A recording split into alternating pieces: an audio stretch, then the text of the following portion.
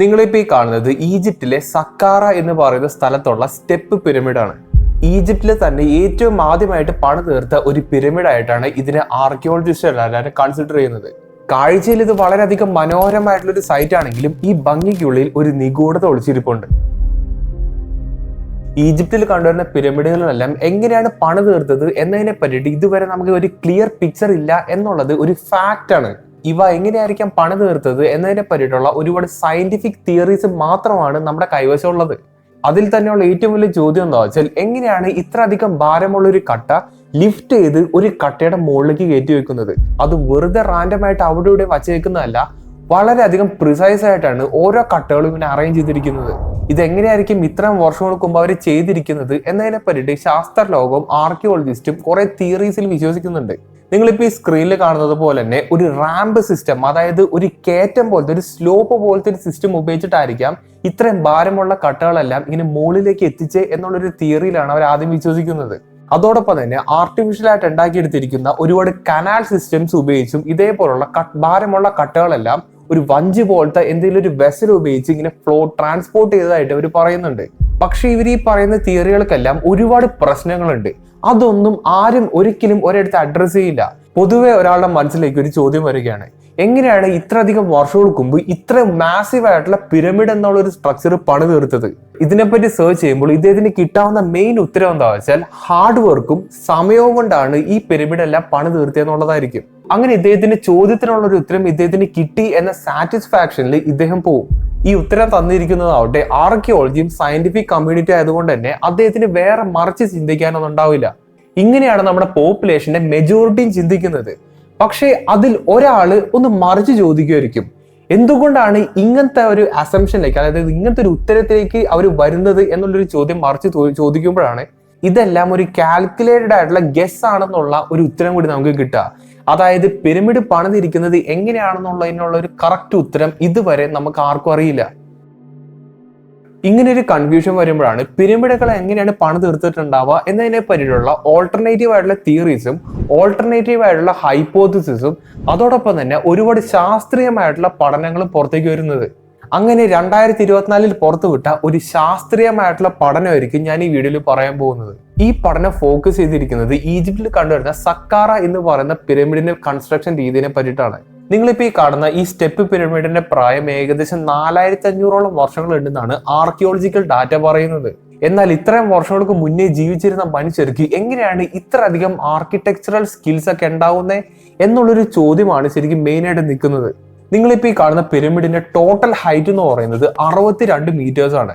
അതുമാത്രമല്ല ഇതിനകത്ത് ഉപയോഗിച്ചിരിക്കുന്ന കട്ടകളുടെ ഭാരം എന്ന് പറയുന്നത് ഒരു 4 ടൺ ടു 5 ടൺ വരെ ഭാരം വരും. അതോടൊപ്പം തന്നെ ഈ പിരമിഡിന്റെ പുറത്ത് കവർ ചെയ്തിരിക്കുന്ന കേസിംഗ് സ്റ്റോൺസിന്റെ ഭാരം എന്ന് പറയുന്നത് 1 to 3 ടൺ വരെ വരും. അപ്പോൾ അത്യാവശ്യത്തേക്കുള്ള ഭാരമുള്ള മെറ്റീരിയൽസ് ഉപയോഗിച്ചിട്ടാണ് ഈ ഒരു പിരമിഡ് കൺസ്ട്രക്ട് ചെയ്തിരിക്കുന്നത്. കേസിംഗ് സ്റ്റോൺ എന്ന് പറയുന്നത് ഒരു തരത്തിൽ ഫിനിഷിങ്ങിന് വേണ്ടിയിട്ടുള്ള ഒരു സംഭവം മാത്രമാണ്. അതായത് ഒരു വീട് പണിതതിനു ശേഷം അതിന് പുറമെ പെയിന്റ് അടിക്കുന്നത് പോലെയാണ് ഈ പറയുന്ന പിരമിഡൊക്കെ പണിത് കഴിഞ്ഞിട്ട് അതിന്റെ മുകളിൽ കേസിംഗ് സ്റ്റോൺസ് വെച്ച് ഒട്ടിക്കുന്നത്. ഒരു ഫിനിഷിങ്ങിന് വേണ്ടിയിട്ട് ചെയ്യുന്ന ഒരു സംഭവമാണത്. ഈ പിരമിഡിന്റെ സ്ട്രക്ചർ നോക്കുകയാണെങ്കിൽ മറ്റുള്ള പിരമിഡുമായിട്ട് വളരെയധികം വ്യത്യാസമുണ്ട്. കാരണം എന്താണ്, ഇതിന്റെ സൈഡ് സ്റ്റെപ്പ് പോലെ ഇരിക്കുന്നത്. പ്രിസൈസ്ലി പറയുകയാണെങ്കിൽ 6 സ്റ്റെപ്പുകളാണ് ഇതിന്റെ സൈഡിലുള്ളത്. അതുകൊണ്ടാണ് ഇതിനെ സ്റ്റെപ്പ് പിരമിഡ് എന്ന് വിളിക്കുന്നത്. അതുമാത്രമല്ല ഗിസയിൽ കണ്ടുവരുന്ന ഗ്രേറ്റ് പിരമിഡ് പണിയുന്നതിന് ഒരുപാട് സെഞ്ചുറികൾക്ക് മുന്നേ പണി തീർത്ത ഒരു പിരമിഡാണ് ഇത് എന്നാണ് ആർക്കിയോളജിസ്റ്റുകളും സയന്റിഫിക് കമ്മ്യൂണിറ്റിയും പറയുന്നത്. ഞാൻ പറയുന്നതല്ല. അങ്ങനെ ഈ പഠനത്തിലൂടെ ഇവരൊരു ഹൈപ്പോത്തിസിസ് ആണ് കൊണ്ടുവന്നിരിക്കുന്നത്. അതായത് ഈ ഒരു മെത്തേഡ് ഉപയോഗിച്ചിട്ടായിരിക്കാം ഇത്ര അധികം ഭാരമുള്ള കട്ടകളെല്ലാം മുകളിലേക്ക് ഉയർത്തിയിട്ടുണ്ടായിരിക്കുന്നത് എന്നതിനെ ഒരു തിയറി, ഒരു ഹൈപ്പോത്തിസിസ് ആണ് ഇവർ കൊണ്ടുവന്നിരിക്കുന്നത്. ഇത് കേൾക്കുമ്പോൾ നമ്മളെല്ലാവരും വിചാരിക്കും ഒരു 4500 വർഷങ്ങൾക്ക് മുന്നേ ജീവിച്ചിരുന്ന ഒരു സിവിലൈസേഷൻ അല്ലേ, അവരുടെ ഒരു ടെക്നോളജി എന്നൊക്കെ പറയുന്നത് ചിലപ്പോൾ ഒരു കയറൊക്കെ കെട്ടി വലിക്കുന്ന എന്തെങ്കിലും ഒരു ടെക്നിക്ക് ആയിരിക്കും നമ്മുടെ തലയിലേക്ക് വരാം. ആ ഒരു തിയറി ആയിട്ടായിരിക്കും ഇവർ വരുന്നതെന്നായിരിക്കും നമ്മൾ വിചാരിക്കുന്നത്. പക്ഷേ ഇവരുടെ തിയറി എന്താണ് പറയുന്നതെന്ന് വെച്ചാൽ, ഇത്തരം ഭാരമുള്ള കല്ലുകളെല്ലാം ഒരു ഹൈഡ്രോളിക് സിസ്റ്റം ഉപയോഗിച്ച് മുകളിലേക്ക് എത്തിച്ചതായിരിക്കാം എന്നുള്ളതിനെ പറ്റിയിട്ടുള്ള കാര്യങ്ങളാണ്. അതോടൊപ്പം തന്നെ ആംപിൾ ആയിട്ടുള്ള എവിഡൻസും ഇവരുടെ കൈവശമുണ്ട്. ഇതിപ്പോ ഒരു കോൺസ്പിറസി തിയറിസ്റ്റ് വന്നാണ് ഇങ്ങനെ ഒരു തിയറി പറയുന്നതെങ്കിൽ നമുക്കത് പിന്നെ പോട്ടെ നോക്കാം. അങ്ങനെയാണ് സമൂഹം അവരെ ട്രീറ്റ് ചെയ്യുന്നത്. പക്ഷേ ഇത് ശരിക്കും ശാസ്ത്രീയമായിട്ടുള്ള ഒരു പഠനമാണ്. അതിന്റെ ലിങ്കും കാര്യങ്ങളെല്ലാം ഞാൻ ഡിസ്ക്രിപ്ഷനിൽ കൊടുത്തേക്കാം, ആർക്ക് വേണമെങ്കിൽ പോയി ചെക്ക് ചെയ്യാം.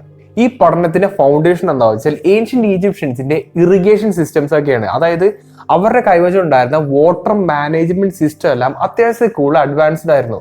അതായത് വെള്ളം എങ്ങനെയൊക്കെ ഒരു സ്ഥലത്ത് നിന്ന് ഒരു സ്ഥലത്തേക്ക് എത്തിക്കാം, അവരുടെ ഇറിഗേഷൻ സിസ്റ്റംസ് ആയിക്കോട്ടെ, കനാൽ സിസ്റ്റംസ് ആയിക്കോട്ടെ, എല്ലാം അത്യാവശ്യം കൂടുതൽ അഡ്വാൻസ്ഡ് ആയിരുന്നു. അപ്പോൾ ഇവരുടെ കൈവശം ഇത്ര അധികം നോളജ് ഉള്ളത് കൊണ്ട് തന്നെ, അതായത് ഇറിഗേഷൻ സിസ്റ്റത്തിന് ഇത്ര അധികം നോളജ് ഉള്ളത് കൊണ്ട് തന്നെ അവർക്ക് ഈ ഒരു ഹൈഡ്രോളിക് സിസ്റ്റം ഉപയോഗിക്കാനുള്ള ഒരു നോളജ് ഉണ്ടായിരിക്കാം എന്നുള്ളൊരു തിങ്കിങ് ആണ് ശരിക്കും ഈ ഒരു തിയറിയിലേക്ക് സ്റ്റാർട്ട് ചെയ്യുന്നത്. അതോടൊപ്പം തന്നെ സ്റ്റെപ്പ് പിരമിഡിന്റെ തൊട്ടടുത്ത് തന്നെ ഇതുവരെ ആർക്കും എക്സ്പ്ലെയിൻ ചെയ്യാത്ത പറ്റാത്ത രീതിയിലുള്ള ഒരു സ്ട്രക്ചർ കണ്ടുപിടിച്ചിട്ടുണ്ട്, ഒരു സ്ട്രക്ചറിന്റെ അവശിഷ്ടം കണ്ടുപിടിച്ചിട്ടുണ്ട്. അപ്പോ അതിന്റെ ഒരു ഉത്തരവും ചിലപ്പോൾ ഇതായിരിക്കാം എന്നാണ് അവർ പറയുന്നത്. ഗിസ് എൽ മുഡിർ എന്നാണ് ഈ ഒരു സ്ട്രക്ചറിന്റെ പേര്. അപ്പോ ഇതിന്റെ പേർപ്പസ് എന്താണെന്നുള്ളത് ഇതുവരെ നമുക്ക് ആർക്കും അറിയില്ല. അതോടൊപ്പം തന്നെ സ്റ്റെപ്പ് പിരമിഡിന്റെ ചുറ്റുപാട് നോക്കുകയാണെങ്കിലും ഡ്രൈ മോട്ട് എന്ന് പറയുന്ന ഒരു സ്ട്രക്ചർ നമുക്ക് കാണാൻ കഴിയും. ഇപ്പൊ ഡ്രൈ മോട്ട് എന്ന് പറയുന്നത് ഒരു തരത്തിലുള്ള ഒരു ഡ്രെയിനേജ് പോലത്തെ ഒരു സ്ഥലമാണ്. ഡ്രെയിനേജ് എന്നും പറയാൻ പറ്റില്ല. ഇങ്ങനെ സ്റ്റെപ്പ് പിരമിഡ് നടക്കേണ്ടെന്ന് വിചാരിക്കുക, അതിന് ചുറ്റും വെള്ളം നിറച്ചിടാൻ പറ്റുന്ന ഒരു സിറ്റുവേഷൻ. അതായത് നമ്മൾ ദൂരെ നോക്കുകയാണെങ്കിൽ ഒരു ഐലൻഡ് പോലെ ഇരിക്കുന്ന ഒരു സിറ്റുവേഷൻ. ഒരു എക്സാമ്പിൾ ഒക്കെ പറയുകയാണെങ്കിൽ നമ്മൾ പഴയ സിനിമയിലും കാർട്ടൂണിലൊക്കെ കണ്ടിട്ടില്ലേ, അതായത് നടുക്ക് ഒരു പാലസ് ഉണ്ടാവും, വലിയ കൊട്ടാരങ്ങളൊക്കെ ഉണ്ടാവും. അപ്പോൾ ആ കൊട്ടാരത്തിന്റെ അകത്തേക്ക് കയറാണ്ടിരിക്കാൻ വേണ്ടി മുതലാളൊക്കെ നിറച്ചിട്ടിരിക്കുന്ന ഒരു കുളം ഇങ്ങനെ ചുറ്റും ഇങ്ങനെ വച്ചേക്കുന്നത് കണ്ടിട്ടില്ലേ, അതിനെയാണ് ശരിക്കും ഡ്രൈ മോട്ട് എന്ന് പറയുന്നത്. അപ്പോൾ അതേപോലത്തെ ഒരു സംഭവം നമുക്ക് പിരമിഡിന്റെ ചുറ്റും നമുക്കിവിടെ കാണാനും കഴിയും. എന്നാൽ ഇതൊരു ഡ്രൈ മോട്ട് അല്ല, ഇതിന് വേറെ എന്തൊക്കെയോ പേർപ്പസ് സെർവ് ചെയ്യാനുള്ള വേറെ എന്തൊരു സ്ട്രക്ചർ ആണെന്ന് പറഞ്ഞിട്ട് വേറെ ഒരുപാട് തിയറീസ് ഉണ്ട്. പക്ഷേ ഇതൊരു ഡ്രൈ മോട്ട് ആണ് എന്നാണ് ഈ ഒരു ഹൈപ്പോത്തിസിസിൽ അവർ പറയുന്നത്. ഏകദേശം ഒരു 4500 വർഷങ്ങൾക്ക് മുന്നേ ഈ പിരമിഡ് നിന്നിരിക്കുന്ന ഈ ഒരു സ്ഥലത്ത് സീസണൽ ആയിട്ടുള്ള ഫ്ലഡ്, അതായത് വെള്ളപ്പൊക്കമൊക്കെ സംഭവിക്കാനുള്ള സാധ്യതയുണ്ട്. അതോടൊപ്പം തന്നെ അത്യാവശ്യത്തിൽ കൂടുതൽ മഴ കിട്ടുന്ന ഒരു സമയം കൂടിയായിരുന്നു അത്. അതായത് സീസണൽ ആയിട്ടുള്ള മഴ ലഭിക്കാറുള്ള ഒരു സ്ഥലം കൂടിയാണ് ഇത്. അതോടൊപ്പം തന്നെ സ്റ്റെപ്പ് പിരമിഡിനകത്ത് ഒരുപാട് വേർട്ടിക്കൽ ആയിട്ടുള്ള ഷാഫ്റ്റുകൾ, അതായത് ലിഫ്റ്റ് പോലത്തെ ഒരു ഗുഹ പോലത്തെ ഒരു സംഭവം ഇങ്ങനെ വേർട്ടിക്കലി മുകളിലേക്ക് പോകുന്നതായിട്ട് കണ്ടുപിടിച്ചിട്ടുണ്ട്. ഇതൊക്കെയാണ് ഈ ഒരു പഠനത്തിന്റെ ബേസിക് കണ്ടീഷൻ എന്ന് പറയുന്നത്. ഇനി ഞാൻ ഇവരെന്താണ് ഉദ്ദേശിക്കുന്നത് എന്ന് വളരെ ക്ലിയർ ആയിട്ട് പറഞ്ഞുതരാം. അപ്പോൾ ഇവിടുത്തെ ബേസിക് ഐഡിയ എന്താ വെച്ചാൽ, സീസണൽ ആയിട്ട് നൈൽ നദി കവിഞ്ഞൊഴുകാനുള്ള സാധ്യതയൊക്കെ ഉണ്ട്. അത് അത്രയും വർഷങ്ങൾക്ക് മുമ്പ് അങ്ങനെ സംഭവിച്ചിട്ടുണ്ട് എന്നുള്ളതിന്റെ തെളിവൊക്കെ ഉണ്ട്. ഈ കവിഞ്ഞൊഴുകുന്ന നൈൽ നദിയിൽ നിന്ന് വരുന്ന വെള്ളമായിക്കോട്ടെ നമുക്ക് ആർട്ടിഫിഷ്യൽ ആയിട്ട് ശേഖരിക്കാൻ കഴിയുന്ന ഒരു സിറ്റുവേഷൻ അവിടെ ഉണ്ടാവുന്നുണ്ട്. അതായത് ഈ വെള്ളമെല്ലാം ഒരു സ്ഥലത്ത് ഒരു ഡാം പോലെയോ അല്ലെങ്കിൽ ഒരു ലേക്ക് പോലെയോ ഇങ്ങനെ ശേഖരിച്ച് വയ്ക്കുന്ന ഒരു സിറ്റുവേഷൻ അവിടെ ഉണ്ടാവുന്നുണ്ട്. അങ്ങനെ ഈ ശേഖരിച്ച് വച്ചിരിക്കുന്ന വെള്ളമെല്ലാം ഒരു ആർട്ടിഫിഷ്യൽ കനാല് വഴി ഈ പറയുന്ന ചെക്ക് ഡാം വരെ ഇങ്ങനെ എത്തിക്കുന്ന ഒരു സിറ്റുവേഷൻ ആണ് ഇവിടെ ഉണ്ടാവുന്നത്. അതായത് സ്റ്റെപ്പ് പിരമിഡിന്റെ മുന്നിൽ കണ്ടുവരുന്ന ഈ ഒരു സ്ട്രക്ചറിന്റെ പേർപ്പസ് എന്തായിരിക്കും എന്നുള്ളതിന്റെ ഒരു ഹൈപ്പോത്തറ്റിക്കൽ റീസണിങ് ആണ് ഞാനിപ്പോ പറഞ്ഞത്. അതായത് ഇതൊരു ചെക്ക് ഡാം ആയിരിക്കും എന്നുള്ളൊരു കാര്യമാണ് ഇവിടെ പറയുന്നത്. നൈൽ നദി കവിഞ്ഞൊഴുകിയ വെള്ളം ശേഖരിച്ച് അത് ആർട്ടിഫിഷ്യലി കനാലിലൂടെ ചാനൽ ചെയ്ത് ഈ ചെക്ക് ഡാമിൽ വന്ന് നിറയുന്ന ഒരു സിറ്റുവേഷൻ അവിടെ ഉണ്ടാവുന്നുണ്ട്. ഇനി ഈ ചെക്ക് ഡാം നേരെ കണക്ട് ചെയ്തിരിക്കുന്നത് ഈ പിരമിഡിന് ചുറ്റും കണ്ടുവരുന്ന ഈ ഡ്രൈ മോട്ട് എന്ന് പറയുന്ന ആ ഒരു സ്ട്രക്ചറിലേക്കാണ്. എന്നാൽ ഈ ഡ്രൈ മോട്ട് ആവട്ടെ പിരമിഡിന്റെ അകത്ത് കണ്ടുവരുന്ന ആ ഒരു വേർട്ടിക്കൽ ഷാഫ്റ്റുമായിട്ട് നേരെ ലിങ്ക് ചെയ്തിട്ടുണ്ട്, നേരെ കണക്ട് ചെയ്തിട്ടുണ്ട്. അപ്പോൾ ഇതാണ് ഇവിടുത്തെ ആ ഒരു ഫ്ലൂയിഡ് ഫ്ലോ സിസ്റ്റം എന്ന് പറയുന്നത്. അതായത് ഈ ചെക്ക് ഡാമിന്റെ അകത്തേക്ക് ഇങ്ങനെ വെള്ളം പ്രഷറിൽ ഇങ്ങനെ നിൽക്കുന്ന ഒരു സിറ്റുവേഷൻ അവിടെ ഇങ്ങനെ വരുന്നുണ്ട്. അപ്പോൾ ഈ ചെക്ക് ഡാം ഓപ്പൺ ചെയ്യുകയാണെങ്കിൽ ഇതിൽ നിന്ന് വരുന്ന വെള്ളമെല്ലാം ഈ പറയുന്ന ഡ്രൈ മോട്ടിലേക്ക് ഇങ്ങനെ കളക്ട് ആവുകയും ചെയ്യും. അപ്പോൾ ഈ ഡ്രൈ മോട്ട് പിരമിഡിന്റെ അകത്തുള്ള ആ ഒരു വേർട്ടിക്കൽ ഷാഫ്റ്റിലേക്ക് ഇങ്ങനെ കണക്ട് ചെയ്തിരിക്കുന്നത് കൊണ്ട് തന്നെ ഈ ഷാഫ്റ്റിന്റെ അകത്തേക്ക് വെള്ളം കയറി മുകളിലേക്ക് പോകാനുള്ള സാധ്യതയുണ്ട്. അതായത് വാട്ടർ ലെവൽ എന്തോരം ഉണ്ടോ അതിനനുസരിച്ച് ഈ ഷാഫ്റ്റിന്റെ അകത്തേക്ക് വെള്ളം പൊങ്ങി വരാനുള്ള സാധ്യതയുണ്ട്. അപ്പോൾ ഇവിടെ ആദ്യം എന്താണ് സംഭവിക്കുന്നതെന്ന് വെച്ചാൽ ഈ ചെക്ക് ഡാം ക്ലോസ് ചെയ്തിട്ടുണ്ടാവും. ഈ ചെക്ക് ഡാം ക്ലോസ് ചെയ്യുന്ന സമയത്തായിക്കോട്ടെ ഈ പറയുന്ന ഡ്രൈ മോട്ടിനകത്ത് വെള്ളമൊന്നും കാണില്ല, ഈ ഷാഫ്റ്റിനകത്ത് പിരമിഡിന്റെ അകത്തൊന്നും വെള്ളമൊന്നും കാണില്ല. അപ്പോൾ അവിടെയുള്ള വർക്കേഴ്സ് ആയിക്കോട്ടെ ഈ പറഞ്ഞ 2 ടൺ 3 ടൺ 5 ടൺ ഭാരമുള്ള ഈ കല്ലുകളെല്ലാം നിരക്കി എന്തെങ്കിലും ഒരു രീതിയിൽ ഇങ്ങനെ നിരക്കി ഒരു മരം കൊണ്ടുണ്ടാക്കിയിരിക്കുന്ന ഒരു വഞ്ചി പോലത്തെ ഒരു ഫ്ലോട്ടേഷൻ ഡിവൈസിന്റെ മുകളിൽ ഇങ്ങനെ കയറ്റി വയ്ക്കുന്ന ഒരു സിറ്റുവേഷൻ അവിടെ ഉണ്ടാവുന്നത്. എന്നിട്ട് ഈ വഞ്ചിയുടെ മുകളിൽ കയറ്റി വെച്ചിരിക്കുന്ന ഈ ഒരു കല്ലിനെ ഈ ഒരു ഷാഫ്റ്റിന്റെ അടുത്തേക്ക് ഇങ്ങനെ കൊണ്ടുവരും. അതായത് ഷാഫ്റ്റിന്റെ അറ്റത്തേക്ക് ഇങ്ങനെ നിരക്കി ഇങ്ങനെ കൊണ്ടുവരും ഈ വർക്കേഴ്സ്. അതിനുശേഷം ഈ വർക്കേഴ്സ് എല്ലാവരും ഈ പറഞ്ഞ ഷാഫ്റ്റിന്റെ അകത്തേക്ക് നിന്ന് പുറത്തേക്ക് പോകും. അതിനുശേഷം ഈ ചെക്ക് ഡാമിൽ നിന്ന് വെള്ളം തുറന്നു വിടുകയും ഈ ചെക്ക് ഡാമിൽ നിന്ന് വരുന്ന വെള്ളം ഈ പറഞ്ഞ ഡ്രൈ മോട്ടിലേക്ക് ഫില്ല് ആവുകയും ചെയ്യും. അതോടൊപ്പം തന്നെ ഈ പറഞ്ഞ ഷാഫ്റ്റിന്റെ അകത്തേക്ക് ഇങ്ങനെ ഫില്ല് ആവുകയും ചെയ്യും. ഈ പറയുന്ന കല്ലാവട്ടെ ഒരു വഞ്ചി പോലത്തെ സ്ട്രക്ചറിനകത്ത് ഇരിക്കുന്നത് കൊണ്ട് തന്നെ ഈ കല്ല് വെള്ളം പൊങ്ങുന്നതിനോടൊപ്പം തന്നെ ഈ കല്ല് മുകളിലേക്ക് ഇങ്ങനെ പൊങ്ങുകയും ചെയ്യും. അതായത് ഈ 2 to 5 ടൺ വരെ ഭാരം വരുന്ന ആ ഒരു കല്ല് പൊക്കിയിരിക്കുന്നത് ഇവിടെ ഒരു ഹൈഡ്രോളിക് സിസ്റ്റം ഉപയോഗിച്ചിട്ടാണ്. അതായത് മാൻ പവർ ഉപയോഗിച്ചിട്ടല്ല. ബേസിക് ആയിട്ടുള്ള ഒരു നാച്ചുറൽ ഫിസിക്കൽ പ്രോസസ്സ് വഴിയാണ് ഈ കല്ലുകളെല്ലാം ലിഫ്റ്റ് ചെയ്തിരിക്കുന്നത് എന്നാണ് ഇവരുടെ ഒരു തിയറിയിൽ പറയുന്നത്. അങ്ങനെ ഈ ഒരു കല്ലെല്ലാം ഒരു ഡിസൈഡ് ഹൈറ്റിലേക്ക് എത്തുമ്പോൾ ഈ കല്ലുകളെല്ലാം കയർ ഉപയോഗിച്ചോ അല്ലെങ്കിൽ ബാക്കി എന്തെങ്കിലും ഒരു മെത്തേഡ് ഉപയോഗിച്ച് ഈ പറയുന്ന മുകളിലെ നിലയിലേക്ക് ഇങ്ങനെ നിരക്കി കൊണ്ടുപോകുന്ന ഒരു സിറ്റുവേഷൻ അവിടെ ഉണ്ടാവുന്നത്. ബാക്കിയുള്ളതെല്ലാം മാനുവൽ ലേബർ മാത്രമാണ്. ഇവിടുത്തെ ഏറ്റവും വലിയ ചോദ്യം എന്താ വെച്ചാൽ എങ്ങനെയാണ് ഈ കല്ലുകളെല്ലാം ലിഫ്റ്റ് ചെയ്ത് മുകളിലേക്ക് എത്തിക്കുന്നത് എന്നുള്ളത് മാത്രമാണ്. അപ്പോൾ അതിനുള്ള ഒരു പോസിബിലിറ്റിയാണ് ഞാൻ ഇവിടെ ഇപ്പൊ പറയുന്നത്. ഇവിടെ ഈ കല്ലിനെ വെള്ളത്തിന് മുകളിൽ പൊങ്ങി കിടക്കാൻ ഉപയോഗിക്കുന്ന ആ ഒരു വഞ്ചി പോലത്തെ ഒരു സംഭവം ഇല്ലേ, അതിന്റെ അകത്ത് ചിലപ്പോൾ ഒരുപാട് ബലൂൺ പോലത്തെ, അതായത് ഒരുപാട് ചട്ടി പോലത്തെ ഒരു സംഭവം ഇതിനകത്ത് സീൽ ചെയ്തിട്ടുണ്ടാവും. ചിലപ്പോൾ മരമായിരിക്കാം. പല രീതിയിലുള്ള ഒരു മെത്തേഡ്സ് ഉപയോഗിച്ചിട്ടായിരിക്കാം ഈ ഒരു ഫ്ലോട്ടേഷൻ ഡിവൈസ് അവർക്ക് ഉണ്ടാക്കിയിരിക്കുന്നത്. കാരണം എന്താണെന്ന് വെച്ചാൽ ഈ പറഞ്ഞ സ്പേസ് എന്ന് പറയുന്നത്, അത് ഈ ഷാഫ്റ്റ് എന്ന് പറയുന്നത് അത്യാവശ്യം ചെറിയൊരു ഷാഫ്റ്റ് ആണ്. അതുമാത്രമല്ല ഇവിടെ ബോയൻസിയുടെ കണക്കെടുത്ത് നോക്കുകയാണെങ്കിൽ ഈ കല്ലിന് പൊങ്ങി കിടക്കണമെങ്കിൽ, അതായത് ഈ ഒരു വഞ്ചി എന്ന് പറയുന്ന ഒരു സ്ട്രക്ചറിൽ ഈ കല്ലിനെ പൊക്കി നിർത്തണമെങ്കിൽ അത്യാവശ്യം ബോയന്റ് ആയിട്ടുള്ള ഒരു ഫോഴ്സ് അവിടെ വേണം. എന്നാൽ മാത്രമാണ് ഇത് ഇങ്ങനെ പൊങ്ങി കിടക്കുക. അപ്പോ ആ ഒരു രീതിയിലായിരിക്കാം ഈ പറയുന്ന ഈ ഒരു വഞ്ചി പോലത്തെ ഒരു ഫ്ലോട്ടേഷൻ ഡിവൈസ് ഉണ്ടാക്കിയിരിക്കുന്നത് എന്നുള്ളൊരു തിയറി ഒരു പറയുന്നുണ്ട്. അപ്പോൾ ഇതാണ് ഈ സയന്റിഫിക് സ്റ്റഡിയുടെ ബേസിക് പ്രിൻസിപ്പിൾ എന്ന് പറയുന്നത്. ബേസിക് ആയിട്ടുള്ള ശാസ്ത്രീയ പഠനത്തിന്റെ ഒരു പ്രിൻസിപ്പിളാണ് ഞാനിപ്പോൾ പറഞ്ഞത്. ഈ ഒരു പഠനത്തിനെ പറ്റി ഞാൻ ആദ്യമായിട്ട് കേട്ടപ്പോൾ എൻ്റെ മനസ്സിലേക്ക് വന്നത് ഒരേ ഒരു ചോദ്യമാണ്. അതിന്റെ മെയിൻ റീസൺ ആവട്ടെ, ഞാൻ ഈ ലോകത്തെ കാണുന്നത് ഒരു എഞ്ചിനീയറിംഗ് പോയിന്റ് ഓഫ് വ്യൂവിൽ മാത്രമാണ്. വാട്ടർ ലെവൽ എന്ന് പറയുന്ന ഒരു ഫിസിക്കൽ ഫിനോമിനൻ എല്ലായിടത്തും ഒരേ ലെവലിൽ നിൽക്കുന്ന ഒരു സംഭവമാണ്. അതായത് ഷേപ്പ് മാറുന്നതനുസരിച്ച് വാട്ടറിന്റെ ലെവലിന് വ്യത്യാസം വരില്ല, കാപ്പിലറി ട്യൂബ് ഒഴിച്ച്. സക്കാറയിൽ കണ്ടുവരുന്ന സ്റ്റെപ്പ് പിരമിഡിന്റെ ഉയരം എന്ന് പറയുന്നത് 62 മീറ്റേഴ്സ് ആണ്. അപ്പോൾ വാട്ടർ ലെവൽ എന്ന് പറയുന്ന ഒരു സംഭവം നമുക്ക് എല്ലാവർക്കും അറിയുന്ന ഒരു കാര്യമാണ്. ഇവരിപ്പോ ഈ പറയുന്ന പോലെ ഈ കല്ലുകളെല്ലാം ഈ ഷാഫ്റ്റിന്റെ മുകളിലേക്ക് ഇങ്ങനെ എത്തിക്കണമെങ്കിൽ അത് എങ്ങനെ നടക്കും എന്നുള്ളൊരു ചോദ്യമാണ് ചോദിക്കുന്നത്. ഇവരിപ്പോ ഈ പറയുന്ന തിയറി കറക്റ്റ് ആവണമെന്നുണ്ടെങ്കിൽ ഈ പറയുന്ന ചെക്ക് ഡാമില്ലേ, അത് 62 മീറ്റർ മുകളിലായിരിക്കണം നിൽക്കേണ്ടത്. എന്നാൽ മാത്രമാണ് ഈ പറയുന്ന 62 മീറ്റർ ഉയരത്തിലേക്ക് ഈ കല്ലുകളെല്ലാം ഈ പറയുന്ന മെത്തേഡ് ഉപയോഗിച്ച് പൊക്കി എത്തിക്കാനും പറ്റുള്ളൂ. പക്ഷെ അവിടെ വേറൊരു കുഴപ്പമുണ്ട്. ഇതിന് ചുറ്റും ഒരു ഡ്രൈ മോട്ട് എന്ന് പറയുന്ന ഒരു സ്ഥലമില്ലേ, അതിന്റെ അകത്തേക്ക് വെള്ളം നിറയുകയാണെങ്കിലും അവിടെയും ഒരു വാട്ടർ ലെവലിന്റെ പ്രശ്നം വരില്ലേ. അങ്ങനെ ആലോചിക്കുകയാണെങ്കിൽ ഈ പറയുന്ന 62 മീറ്ററിന്റെ മുകളിൽ നിൽക്കുന്ന ഒരു ചെക്ക് ഡാം ഓപ്പൺ ആക്കുകയാണെങ്കിൽ മൊത്തം വാട്ടർ ലെവല് സെയിം ലെവലായിരിക്കും ഇങ്ങനെ വരിക.